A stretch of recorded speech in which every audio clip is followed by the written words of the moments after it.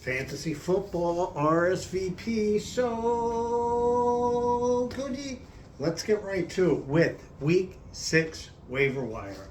I'm really excited about this week's waiver wire because I see certain developments happening. You got to sort of think outside the box, kind of see things happen before they kind of happen.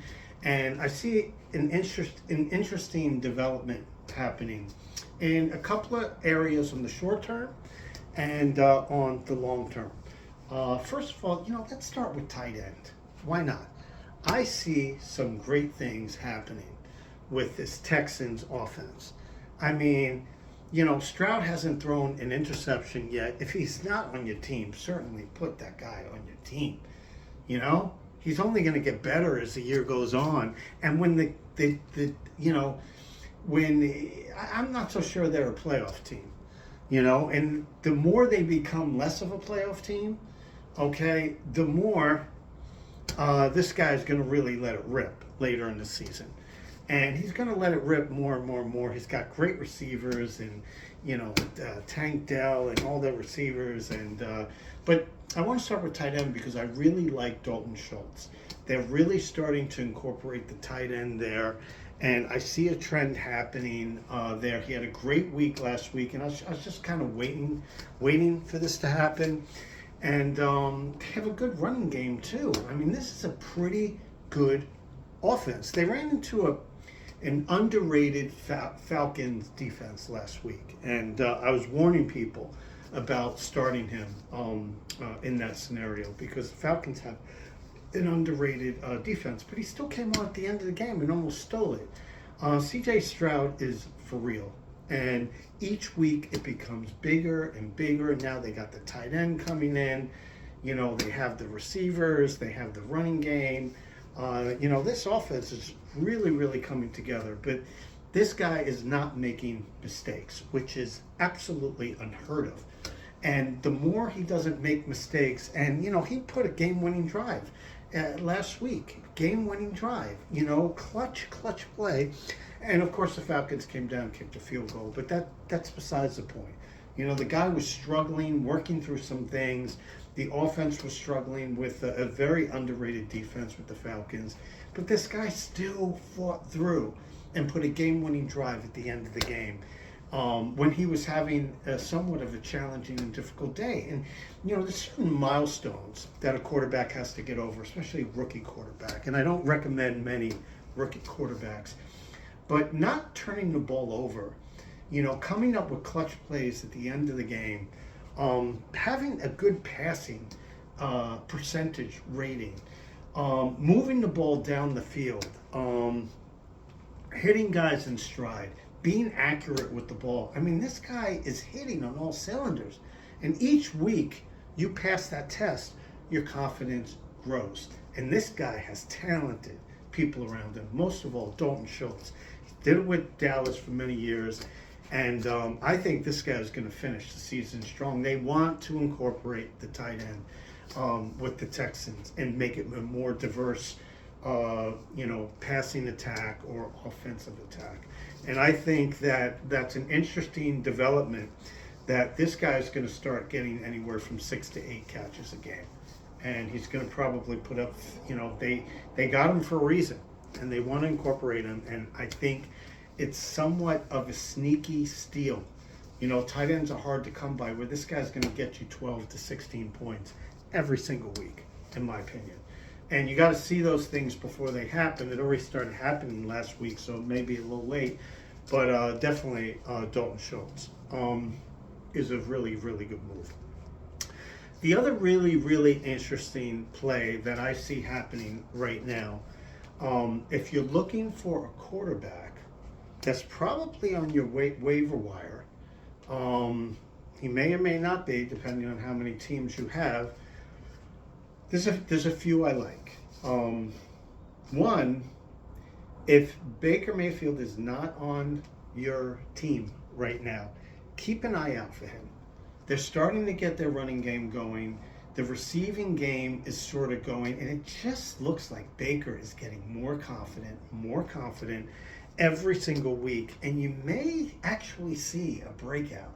But he's not the quarterback that I'm looking at. But if he's available and this next quarterback isn't, you may want to take a flyer on him and keep him on your team and see if he starts to gain more and more traction. Because that guy, I'm hearing reports out of, Tampa that this guy is for real and his teammates absolutely love him. And he just seems like he's becoming more and more confident and more comfortable.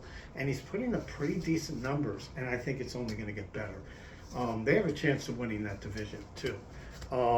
As far as the other quarterback that I think might be the steal of the fantasy football right now, and you don't get many of these before it happens, is Sam Howell. All I hear about the guy is his poise and that he's growing as a quarterback and that he can handle it.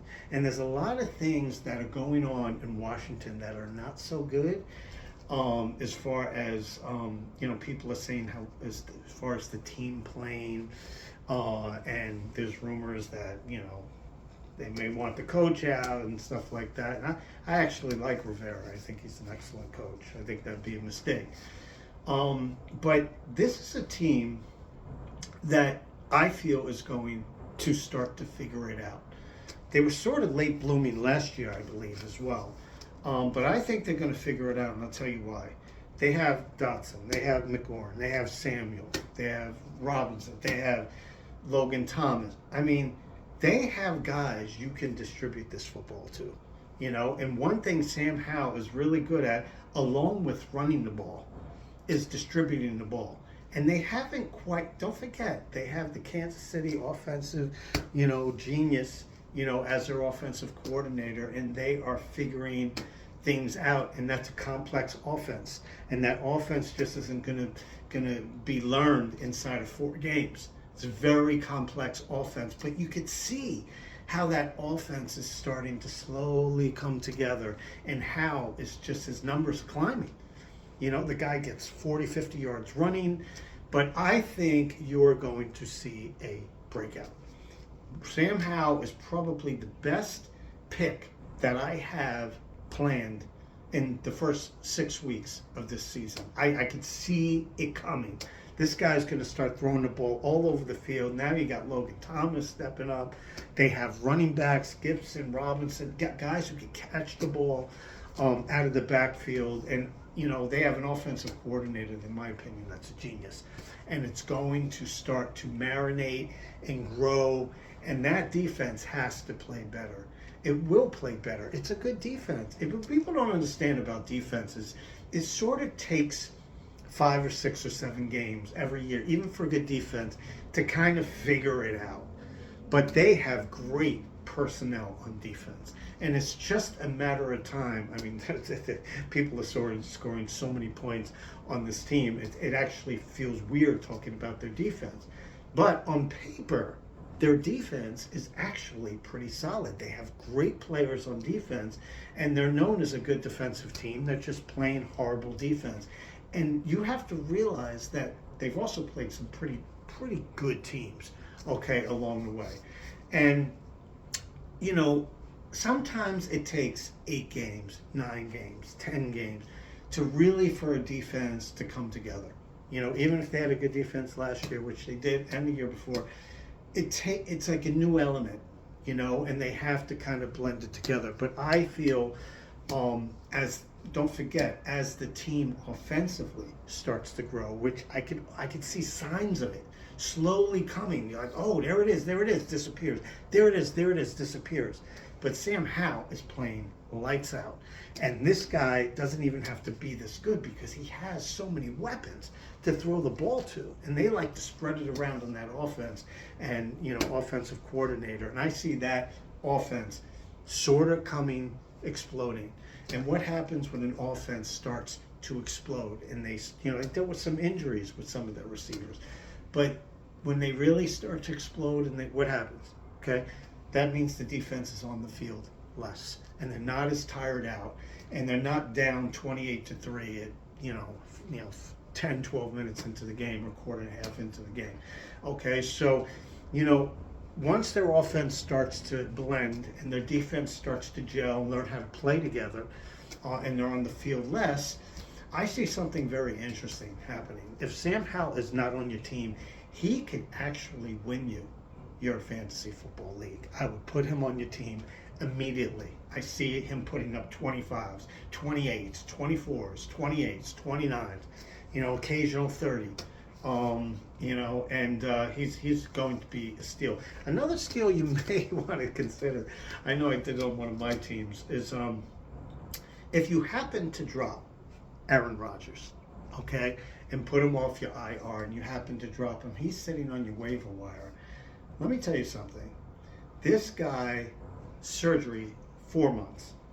Now they're talking, he's ahead of schedule. And he's doing certain types of alternative therapies. And I'm hearing more and more that this guy might be back in 3 months. September, October, November, December. That means he could potentially be back. And if you put him on your IR and this guy comes back for the last 2 games of the season, he won't be back if the Jets aren't playoff bound. But Zach Wilson is playing really well. They're 2-3. And I don't think you have to have necessarily a great record in the East in order to make the playoffs. You could get in at 8-9, okay, or something like that. And the Jets are going to be dangerously close to that. And if they're hovering on a wild card, which can happen, okay, and Aaron Rodgers is getting close to being healthy, he's going to play game 16, game 17, and it's possible. And having him for those last 2 weeks could actually make you steal the fantasy football championship, which is what these comments are all about. Okay, so I would kind of look into that. As far as another development, Achane is out for the Dolphins. They're saying that he might be out for 4 weeks. They might put him on IR. If he is, Cedric Wilson Jr., you want to put Wilson on your team. He's going to play. Mostert, great player, always injured. They do not want to overutilize him because he's used in certain short yardage situations, and they really want to have a dual running back and keep Mostert fresh because he's always injured. So Wilson the next 4 weeks. In fact, you want to go Ahmed this week. Okay, might be a sneaky play this week, and then switch to Wilson for the next 4 weeks. That could be a very, very interesting play. And Achane, when he comes back, he's going to play. So one of those guys is going to sit, whether it's Mostert or Wilson, or maybe they might see a little bit of a trade possible. Might want to hold on to Wilson in case running backs go down in the league and they're loaded at running back and they want to trade, a Wilson or a Mostert. Probably keep Mostert or Wilson.